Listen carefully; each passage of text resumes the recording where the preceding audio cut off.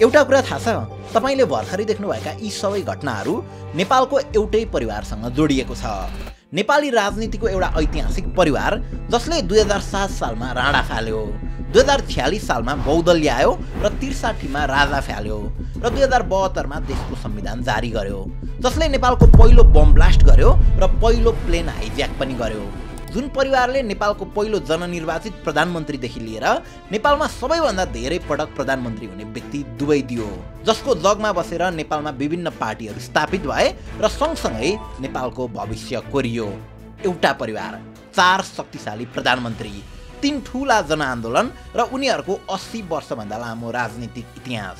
आज कुरा हुँदैछ कोइराला फ्यामिलीको लेगेसीको, उनीहरूले ल्याएका ठूला राजनीतिक परिवर्तनको, मचाएका केही लुट र लुकीछिपी गरेका केही सन्धिहरूको र उनीहरूले कोरिदिएको भविष्यको, जसले नेपाललाई सधैँका लागि बदलिदियो, इन गुड वेज र इन ब्याड वेज पनि।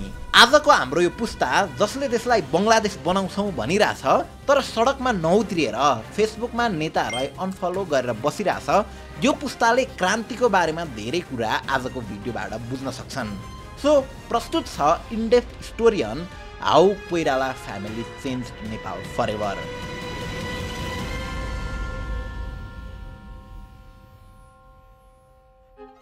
राणा र राजा विरोधी आगो सल्काउने क्रान्तिकारी कोइराला परिवारको सुरुवात कृष्ण प्रसाद कोइरालाबाट हुन्छ, जहाँ उनका 5 छोरा र 4 छोरीहरू थिए। छोराहरूमा मातृका प्रसाद कोइराला, विश्वेश्वर प्रसाद कोइराला, केशव प्रसाद कोइराला, तारिणी प्रसाद कोइराला र गिरिजा प्रसाद कोइराला, र छोरीहरूमा सौरी कोइराला, नालिनी कोइराला, इन्दिरा कोइराला र विजय लक्ष्मी कोइराला। यीमध्ये एकै बुवाका 3 छोरा मातृका, बिपी र गिरिजा देशको प्रधानमन्त्रीसम्म भए। यी सम्पूर्णको कन्ट्रिब्युसन र जोर्नी बुझ्नुभन्दा अगाडि कोइराला फ्यामिली र नेपालको अर्ली डेमोक्रेटिक फेजलाई अलि मजाले बुझौँ है त। सिन्धुली जिल्लाको दुम्जाबाट विराटनगर हिँडे पछाडि त्यसको केही वर्षमै कृष्ण प्रसाद कोइरालाले मनग्गे नाम र दाम कमाउँछन्।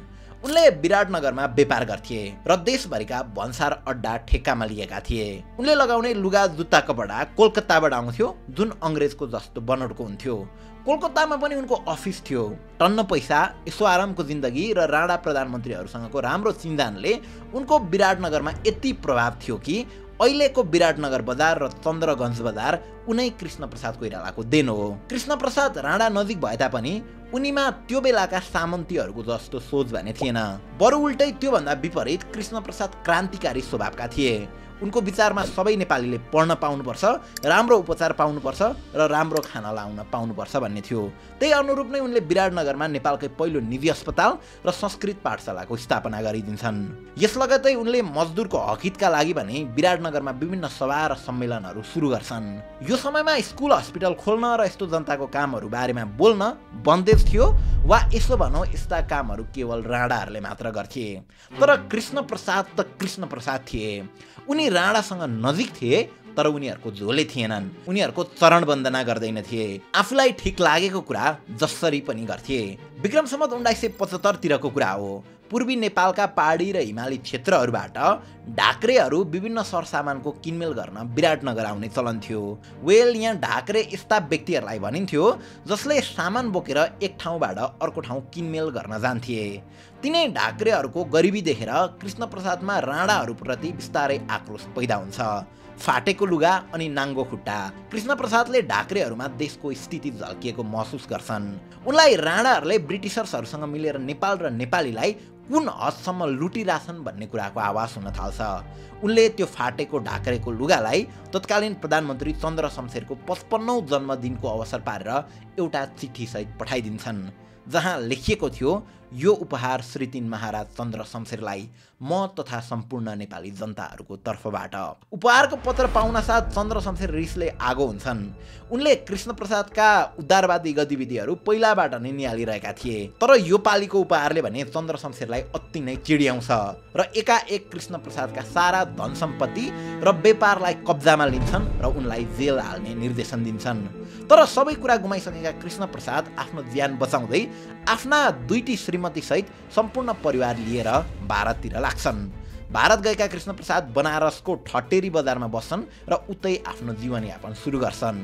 भारतमै बसे तापनि कृष्ण प्रसाद आफ्नो अभियानमा भने लागि नै रहन्छन्। त्यो समय तका भारतमा महात्मा गान्धीको असहयोग आन्दोलन चलिरहेको थियो। उक्त आन्दोलनले भारतभरि नै एउटा नयाँ तरङ्ग उठाएको थियो। कृष्णप्रसाद पनि नेपालमा यस्तै एउटा क्रान्तिको आवश्यकता छ भन्ने कुरा महसुस गरिरहेका हुन्छन्। अहिले जस्तै त्यति बेला पनि भारतको सहयोग बिना नेपालमा क्रान्ति होस् वा राजनीति केही पनि सम्भव नै थिएन। र कृष्णप्रसादलाई पनि राम्रोसँग के थाहा थियो भने राणाहरूको जरा भनेकै ब्रिटिसर्सहरू हुन् र जबसम्म भारतमा ब्रिटिसर्सहरूको राज चल्छ तबसम्म नेपालमा पनि राणा शासन रहिरहन्छ। त्यसैले कृष्णप्रसाद अब भारतका विभिन्न नेता र पार्टीहरूसँग सम्बन्ध बढाउनतिर लाग्छन् र सँगसँगै नेपालभित्रै पनि राणा विरोधीहरूसँग हिमचिम बढाउन सुरु गर्छन्। त्यही क्रममा उनको घर रामचन्द्र अधिकारी, केदारनाथ ढुङ्गाना लगायतका राजनीतिज्ञहरूको गोष्ठी र जमघट हुने थलो भन्न पुग्छ। दिनौँ राजनीतिक विमर्श र नेपालको राणा विरोधी कार्यक्रमलाई लिएर कृष्णप्रसादको घर राजनीतिमय हुँदै जान्छ। यस्तो माहौलमा हुर्किएका उनका छोराहरू राजनीतिभन्दा टाढा बसिरहन सक्दैनन्। उनीहरू पनि बुबाले जस्तै समाजमा प्रभाव पर्ने केही काम गर्न चाहन्थे। त्यसैले मातृका, बिपी र गिरिजाले त खुलेरै भारतमा भइरहेको ब्रिटिस दमन विरुद्धको आन्दोलनमा लाग्छन्। अब भारतमा भएको यस्तो आन्दोलनमा लाग्नुको एउटै कारण थियो र त्यो के थियो भने भारतमै भए पनि राजनीतिक अनुभव बटुल्ने र नेपालमा ठूलो क्रान्तिका निम्ति आफूलाई तयार पार्ने। यसका निम्ति बिपी र मातृकाले विक्रम सम्वत 1992 मा औपचारिक रूपमै भारतको राजनीतिक पार्टी भारतीय कांग्रेस समाजवादी पार्टीसँग आबद्ध हुन्छन्। अझ बिपी कोइरालाले त विक्रम सम्वत 1999 सम्म आइपुग्दै गर्दा भारतका विभिन्न आन्दोलन जस्तै मोतिहारी इन्सिडेन्ट, मजदुर आन्दोलन, भारत छोडो अभियानहरूमा सहभागी हुन्छन् र जेल पनि पर्छन्। यो समयसम्ममा बुबा कृष्णप्रसाद कोइराला भन्दा पनि छोराहरू बिपी र मातृका राजनीतिक रूपमा अझ बढी सक्रिय हुँदै जान्छन्। पछि उनीहरूको भेट कृष्णप्रसाद भट्टराई यानि कि किशुनजीसँग पनि हुन्छ। किशुनजीसँगको भेट र छलफलपछि उनीहरूलाई देशमा क्रान्ति गर्ने हो भने एउटा सङ्गठन चाहिन्छ भन्ने कुराको आवाज हुन्छ। भारतमा बसेर राणा विरोधी कार्यक्रम चलाएका नेपालीलाई एकीकृत गर्ने उद्देश्यका साथ उनीहरूले बनारसमा अखिल भारत नेपाली राष्ट्रिय कांग्रेसको स्थापना गर्छन्। यही समयतिर दार्जिलिङमा यस्तै उद्देश्यले खोलिएको अर्को सङ्गठन पनि थियो, अखिल भारत गोर्खा कांग्रेस, जसले भारतमा बसी विद्रोह गरिरहेका डिल्ली रमन रेग्मी, गणेशमान सिंह जस्ता थुप्रै नेपाली युवालाई समेटेको थियो। अखिल भारत गोर्खा कांग्रेस र अखिल भारत नेपाली राष्ट्रिय कांग्रेस दुवै अलग सङ्गठन भए पनि उनीहरूको सोच मिल्थ्यो, विचार मिल्थ्यो र अझ भन्नुपर्दा उनीहरूको फाइनल डेस्टिनेसन पनि एउटै थियो र त्यो थियो नेपालमा राणा शासनको अन्त्य।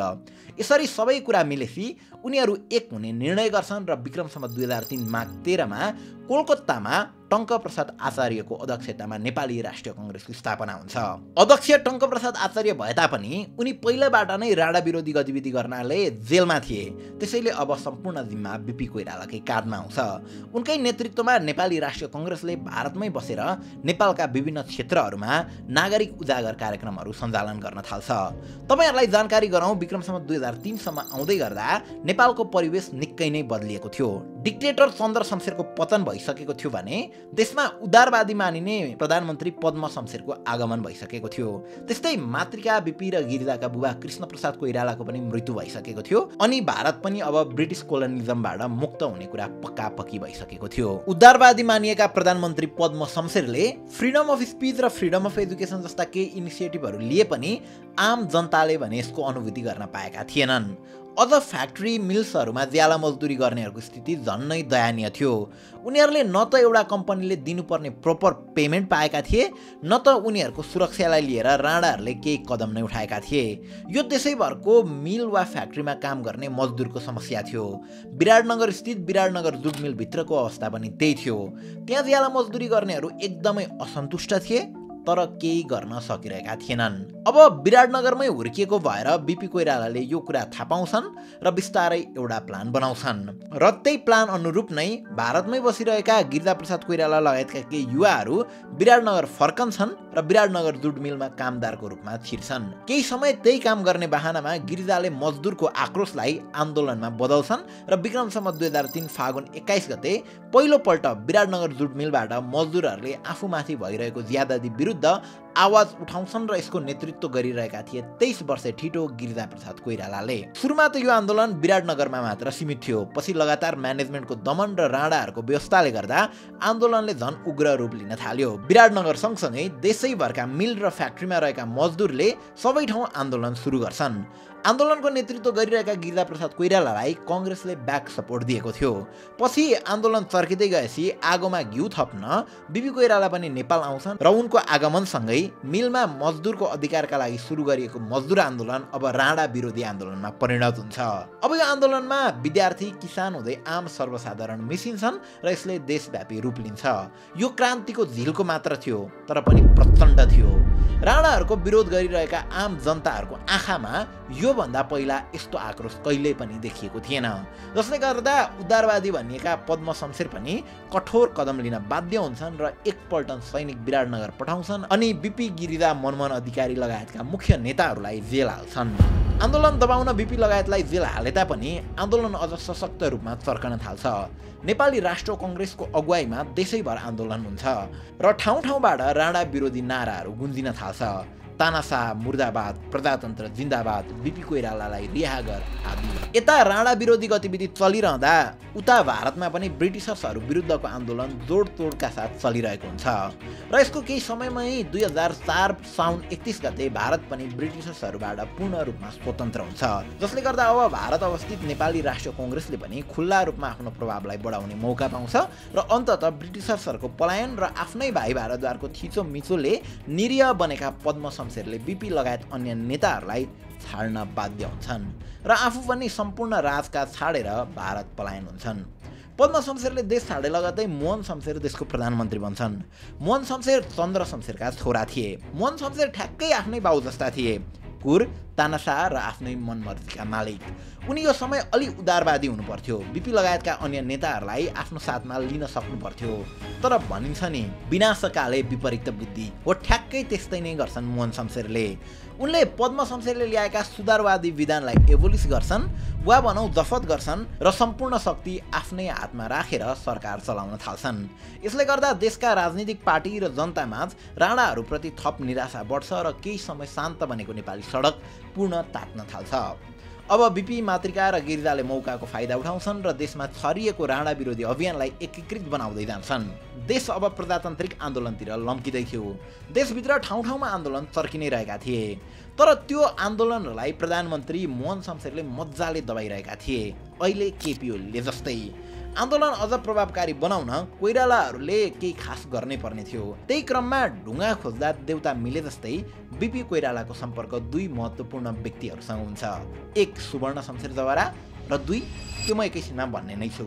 सुवर्ण शमशेर राणा परिवारकै एक सदस्य थिए जसले त्यस बखत कोलकातामै आफ्नै पार्टी नेपाल प्रजातान्त्रिक कङ्ग्रेस स्थापना गरी राणा विरोधी कार्यक्रम चलाइरहेका थिए। राणाभित्रको ए, बी र सी क्लासको सिस्टमसँग उनी असन्तुष्ट थिए र राणै भए तापनि हेपिएको महसुस गरिरहेका थिए। बिपीसँगको भेटसँगै अब दुई पार्टी नेपाली राष्ट्रिय कङ्ग्रेस र नेपाल प्रजातान्त्रिक कङ्ग्रेस विक्रमसम्म 2006 चैत्र 27 गते एक हुन्छन् र बन्छ नेपाली कङ्ग्रेस। नयाँ पार्टीको गठनसँगै बिपी मातृका र सुवर्णलाई नयाँ जोस आउँछ। क्रान्ति गर्ने त टुङ्गो लाग्छ, तर हात हतियार किन्न 25 लाख लाग्ने अनुमान हुन्छ। अब बिना पैसा कसरी गर्ने क्रान्ति, हतियार कसरी किन्ने? हो त्यही समय सुवर्ण शमशेर राणा खानदानबाटै भएकाले उनीसँग धनको कमी थिएन। उनले बिपीको हातमा 1 करोड थमाइदिन्छन् र भन्छन्, ल किन्नुहोस् हतियार र गरौँ क्रान्ति। पैसाको जमघट त भयो, अब क्रान्तिको निम्ति भारतको सपोर्ट चाहिन्थ्यो। त्यो समय भारतमा पण्डित जवाहरलाल नेहरू प्रधानमन्त्री थिए र नेहरू र कोइराला बीच राम्रो सम्बन्ध भएकाले उक्त क्रान्तिमा भारतले मजाले समर्थन गर्छ। डाक्टर केआई सिंह, गिरिजाप्रसाद कोइराला, सुवर्ण शमशेर लगायतको नेतृत्वमा मुक्ति सेनाको गठन हुन्छ र विक्रमसम्म 2007 कार्तिक 27 गते देशव्यापी सशस्त्र द्वन्द्व सुरु हुन्छ। मुक्ति सेनाले सुरुमा वीरगञ्जमाथि कब्जा गर्छ र क्रमशः विराटनगर, भैरवा, परासी र नेपालगञ्ज लगायतका ठाउँहरूमा पनि आफ्नो पकड जमाउँदै जान्छ। यो समयसम्म सडकमा पनि माहौल उत्तिकै तातिरहेको थियो। कोइराला दाजुभाइले सडक र सङ्गीन दुवैको सहयोगमा क्रान्ति अघि बढाइरहेका थिए। अब त्यही समय बिपीको भेट अर्को महत्त्वपूर्ण व्यक्तिसँग हुन्छ र ती थिए राजा त्रिभुवन। राजा त्रिभुवन पनि लुकीछिपी भारत पलायन भएका थिए। किन र कसरी भन्ने कुरा त हामीले यो भिडियोमा चर्चा गरिसकेकै छौँ। सो यो भिडियो पछि त्यो भिडियो पक्कै हेर्नु होला। ओके, जे होस्, राजा त्रिभुवन र बिपी कोइरालाको भेट पश्चात दुवैलाई हामी एउटै साइडमा छौँ है भन्ने कुरा अनुभूति हुन्छ। दुवैलाई राणा शासन फाल्नु थियो। त्यस पश्चात भारतकै सहयोगमा विक्रम सम्वत 2007 फागुन 7 गते दिल्लीमा राणा राजा र नेपाली कङ्ग्रेस बीच त्रिपक्षीय सन्धि हुन्छ र यसैसँगै देशमा 104 वर्षे जहानीय राणा शासनको अन्त्य भई प्रजातन्त्र आउँछ। देशमा प्रजातन्त्र आएसँगै अब 5 जना राणा र 5 जना कङ्ग्रेसबाट गरी मोहन शमशेरकै नेतृत्वमा सरकार गठन हुन्छ, जहाँ कङ्ग्रेसबाट बीपी कोइराला गृहमन्त्री बन्छन्। जनताले बीपी कोइराला र सम्पूर्ण कोइराला परिवारबाट ठूलो आश बोकेका थिए, तर मोहन शमशेरको नेतृत्वमा बनेको सरकारले खासै केही उपलब्धि नदिए पछाडि उक्त सरकार ढल्छ। सबैलाई अब बीपी कोइराला प्रधानमन्त्री बन्छन् भन्ने आश थियो, बीपीलाई पनि त्यही आश थियो। तर पासा कहाँनिर पल्टिन्छ भने बीपी जनता र पार्टीमा जति लोकप्रिय थिए त्यति उनी राजा त्रिभुवन र भारतका प्रधानमन्त्री नेहरूसँग थिएनन्।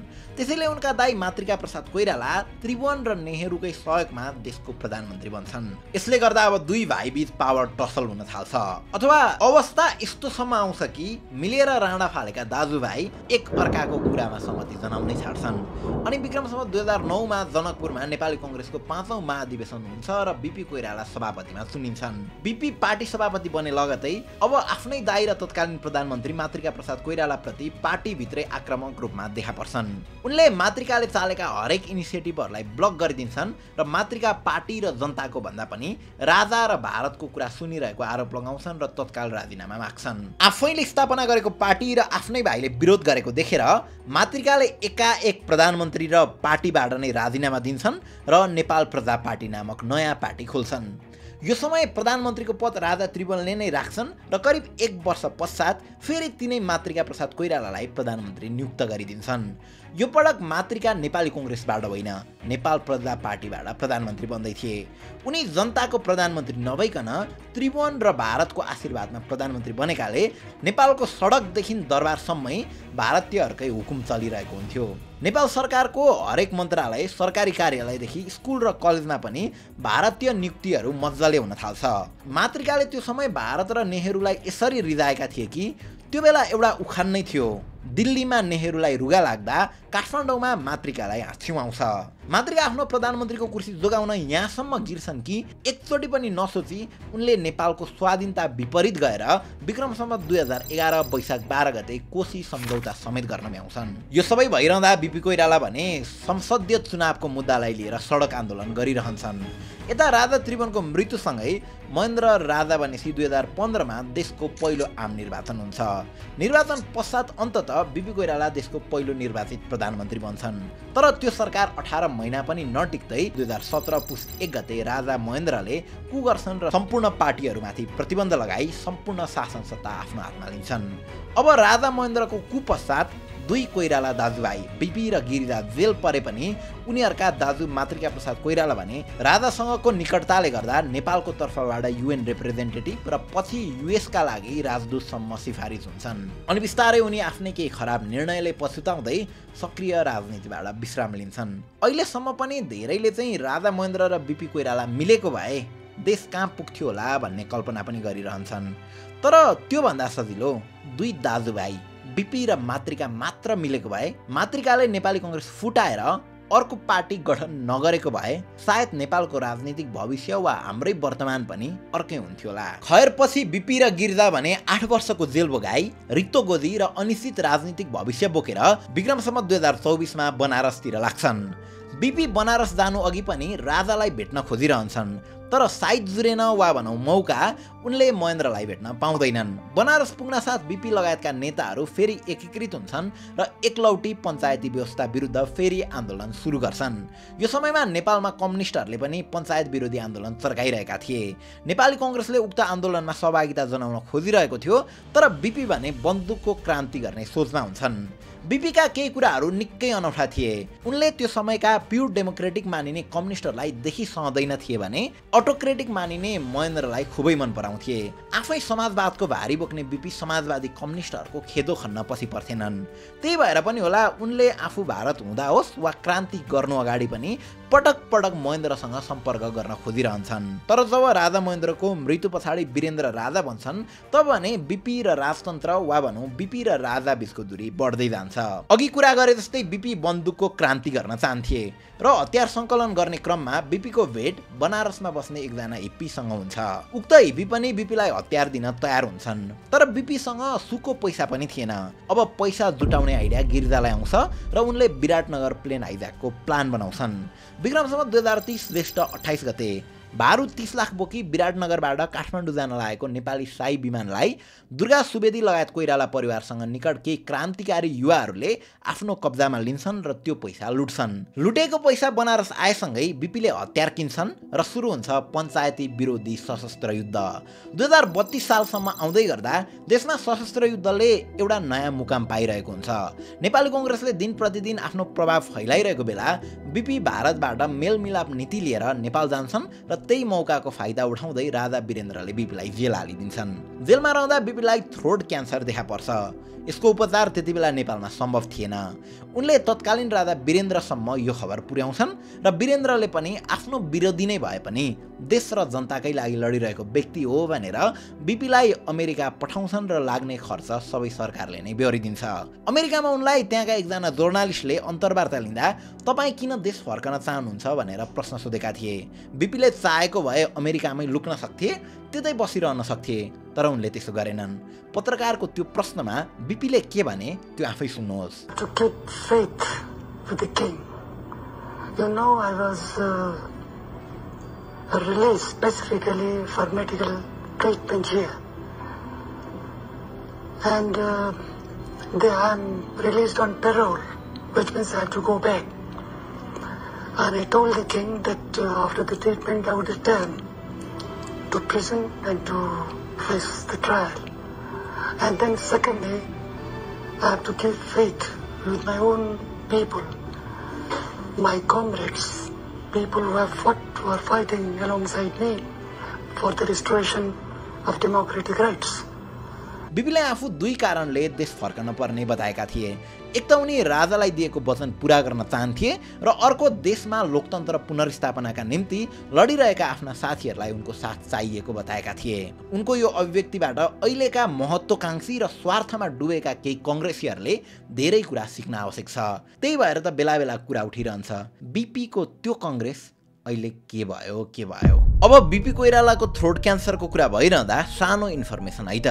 बीपी र उनको सबै क्रान्तिको साक्षी बनेको सहर विराटनगरमा अहिले विराट क्यान्सर इन्स्टिट्युट खुलेको छ। यदि तपाईँको शरीरमा यस्तो खाले दागहरू देखिन्छ भने यो पनि क्यान्सरकै सिम्पटम्स हुन सक्छ। हामी कतिपय केसमा यस्ता कुराहरूलाई सामान्य मान्छौँ र जब कम्प्लिकेसन्सहरू आउन सुरु गर्छ र हस्पिटल पुग्छौँ तब धेरै ढिलो भइसकेको हुन्छ। सो यस्तो केसेसमा विराट क्यान्सर इन्स्टिट्युटको यो नम्बरमा व्हाट्सएप वा फोन गरी फ्री अनलाइन कन्सल्टेसन सुविधा पनि लिन सक्नुहुन्छ। अनि यदि क्यान्सर नै लागेको पुष्टि भएमा पनि विराट क्यान्सर इन्स्टिट्युटले यति एयरलाइन्ससँगको सहकार्यमा विराटनगर पुग्नका लागि र त्यहाँबाट फर्कनका लागि 2-वे फ्लाइट नै निशुल्क गरेको छ। सो यदि त्यस्तो सिम्पटम्स तपाईँहरूमा पनि देखिएको छ अथवा घरमा क्यान्सर नै डायग्नोसिस भएको कोही हुनुहुन्छ भने एकपटक यो नम्बरमा व्हाट्सएप वा कल गरी निशुल्क परामर्श पाउन सक्नुहुन्छ। Okay, back to the video. जे होस्, उनी फर्के लगतै देशमा अर्को ठुलो विद्रोह सुरु हुन्छ। एकातिर विद्यार्थी आन्दोलन र अर्कोतिर सशस्त्र द्वन्द्वले गर्दा राजा वीरेन्द्रले 2036 मा जनमत संग्रह गराउन बाध्य हुन्छन्। बीपी अन्तिम पटक राजनीतिक रूपमा सक्रिय भएको यही जनमत संग्रहको बेलामा हो। जनमत संग्रह पछाडि फेरि बीपीलाई उनकै घरमा पूर्ण नजरबन्दमा राखिन्छ र अन्ततः विक्रमसम्म 2039 मा बीपी सदाका लागि अस्ताचल। लोकतन्त्रको पुनर्स्थापनाका निम्ति लडिरहेका बीपीको बाँचुन्जेल त्यो सपना पुरा हुँदैन। बीपीको मृत्यु भए तापनि उनको यो लेगेसीलाई उनका भाइ गिरिजाले अझै अगाडि बढाउँछन्। उनी यो समयसम्म नेपाली कङ्ग्रेसको महामन्त्री भइसकेका थिए। 42 को सत्याग्रह र 46 मा गिरिजा गणेशमानको अगुवाईमा भएको आन्दोलन पश्चात देशमा पूर्ण एकपटक बहुदलीय व्यवस्था स्थापित हुन्छ। 48 सालको निर्वाचनसँगै अब तेस्रो दर्जाका गिरिजा एकाएक शक्तिशाली हुन्छन् र देशको प्रधानमन्त्री बन्छन्। अब भर्खर प्रधानमन्त्री भएका गिरिजामाथि सम्पूर्ण जनताको आश थियो, तर यो कुर्सीकै दोष भन्ने कि त्यो आश एकैछिनमा निराशामा परिणत हुन्छ। प्रधानमन्त्री भएपछि भारत भ्रमणमा जाँदा उनी टनकपुर सन्धि गरेर नेपाल फर्कन्छन्। त्योसँगै धमिजा प्रकरण र लौडा प्रकरण जस्ता भ्रष्टाचारका काण्डहरूमा पनि उनकै नाम मुसिन्छ। महाकाली नदी भारतलाई दिने गरी भएको टनकपुर सन्धिको बारेमा त हामीले यो भिडियो बनाएकै छौँ। लौडा र धमिजा प्रकरणको कुरा गर्नुपर्दा चाहिँ यी दुवै एयरलाइन्स रिलेटेड भ्रष्टाचार हुन्। 2057 सालमा अस्ट्रियाको लौडा एयरसँग जहाज भाडामा लिँदा करिब 2 अर्बको घोटाला र 2050 सालमा भारतीय मुलुकका बेलायती व्यापारी दिनेश धमिजाको कम्पनीलाई नेपालको वायु सेवा निगमको एजेन्ट नियुक्त गर्दा करिब 40 करोडको भ्रष्टाचार भएको आरोप छ। यी दुवै काण्डको समयमा गिरिजा नै प्रधानमन्त्री थिए। अझ संयोग भन्ने कि के भन्ने दरबार हत्याकाण्डको समयमा पनि प्रधानमन्त्री गिरिजा प्रसाद कोइराला नै थिए। यसरी मेबी प्रधानमन्त्री भएको टाइमिङले पनि होला र आफ्नै केही खराब निर्णयले गर्दा जनताको सबै आश उनीबाट पनि तुइन्छ। भनिन्छ नि either you die a hero or you live long enough to see yourself become the villain. गिरिजामा पनि ठ्याक्कै त्यही हुन्छ। 2061 सालसम्म आउँदै गर्दा गिरिजा एउटा शक्तिहीन पार्टीको शक्तिहीन नेता जसरी देखा पर्छन्। त्यसमा ज्ञानेन्द्रले फेरि कु गर्छन् र गिरिजासहित सम्पूर्ण शीर्ष राजनीतिक दलका नेताहरूलाई नजरबन्दमा राख्छन्। आफू र आफ्ना दाइले मिलेर ल्याएको डेमोक्रेसी हनन भएको देखेर घमण्ड र शक्तिको नसामा झुमेका गिरिजा फेरि 2007 र 17 सालको गिरिजामा परिणत हुन्छन्। उनले सम्पूर्ण 7 दलसहित माओवादीलाई लिएर मोर्चाको नेतृत्व गर्दै जनआन्दोलनमा उत्रन्छन्। 2062 साल चैत्र 24 देखि 63 साल वैशाख 11 सम्म चलेको 19 दिन लामो आन्दोलनले देशमा गणतन्त्र स्थापना गर्छ र गिरिजा नै प्रधानमन्त्री भएको बेला सशस्त्र युद्ध गरिरहेको माओवादीलाई उनले नै शान्ति सम्झौता गरी सक्रिय राजनीतिमा भित्र्याउँछन्। 2048 मा पहिलो पटक, 55 मा दोस्रो, 56 मा तेस्रो, 63 मा चौथो र 65 मा पाँचौं गरी गिरिजा प्रसाद कोइराला देशकै सबैभन्दा बढी प्रधानमन्त्री बनेका नेताको रूपमा चिनिन्छन्। उनको रहर त देशकै पहिलो राष्ट्रपति नै बन्ने थियो, तर यो कुरा पुष्पकमल दाहाल प्रचण्डको कारण पूरा हुन सकेन। अनि अन्ततः 2066 साल चैत्र 7 गतेको दिन गिरिजा प्रसाद कोइरालाको मृत्यु हुन्छ। गिरिजाको मृत्युसँगै उनका काका बोध प्रसाद कोइरालाका छोरा सुशील कोइराला अब नेपाली कांग्रेसका सभापति बन्छन् र त्यसकै केही समय पश्चात देशकै प्रधानमन्त्री बन्छन्। 2072 असोज 3 गते उनकै पालामा नेपालको पहिलो गणतान्त्रिक संविधान जारी हुन्छ। यसरी एउटै परिवारबाट 4 प्रधानमन्त्री र 80 वर्षभन्दा लामो लेगेसी। नेपालका ठूला राजनीतिक परिवर्तनहरू यही कोइराला परिवारकै कारण सम्भव भएको छ। तर नेपाली नेताहरूमा एउटा खराब प्रवृत्ति छ, आफूले ल्याएको परिवर्तन भन्दै आफू बाँचिन्जेल त्यसकै ब्याज खाइरहने, सत्ता र शक्तिमै रहिरहन खोज्ने। यो प्रविधि कोइराला परिवारमा पनि थियो र अहिलेका नेताहरूमा त झन् कति छ कति। मैले लिएर आएको, मैले लडेर ल्याएको व्यवस्था भन्दै लौरो टेक्ने बेला पनि नेताहरू कुर्सीकै खेलमा लडिरहेका छन् र यही अवस्था रहिरहने हो भने सास नगइन्जेल यिनीहरू लडि नै रहन्छन्। कुनै बेला राणाले पनि यसै गर्थे र राजाले पनि यस्तै गर्थे। त्यसैले त कोइरालाहरूले यसको विरुद्धमा लडेर क्रान्ति गरे। त्यसैले त उनीहरूले जहाज अपहरण गरे। त्यसैले त उनीहरूले राष्ट्र ब्याङ्कको पैसा लुटे, हतियार समाए र त यो परिवर्तन सम्भव भयो। नेतालाई सामाजिक सञ्जालमा अनफलो गरेर फेरि परिवर्तन आउँछ जस्तो मलाई चाहिँ लाग्दैन। फेसबुकमा एउटा स्ट्याटस पढ्दै थिएँ, जनता हिम्मतिला हुन्थे भने बालुवाटार फुटाइसक्थे। युट्युबमा गरिबको चमेली बजाएर फेसबुकमा अनफलो थिचेर बस्दैनथे। के लाग्छ त तपाईँलाई? Thank you for watching.